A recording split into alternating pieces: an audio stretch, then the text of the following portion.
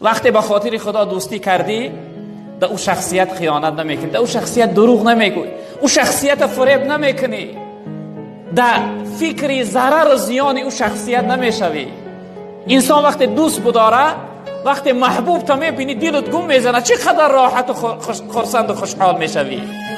اما شخصیت بعدش میبینی، وقتی ببینی چقدر ناراحت میشه، چقدر ناراحت میشه. و همین خاطر خداوند امر کرده، میگه وقتی دو بندم همدیگرشون به خاطر من دوست بدارن، من اونها را دوست میدارم. و دو شخصیتی که به خاطر من هم نشینی میکنند، اونها را هم دوست میدارم. دو شخصیتی که به خاطر من همدیگر را زیارت میکنند، اونها را هم دوست میدارم. دو شخصیتی که به خاطر من همدیگر را بذل و بخشش میکنند، دستگیری میکنند. امروز بعضی مادری ما نماز یک طرف بیستن، از سحر تا بیگه در کوچه به کوچه ریان میگذارن، از مردا در کوچه. لایکی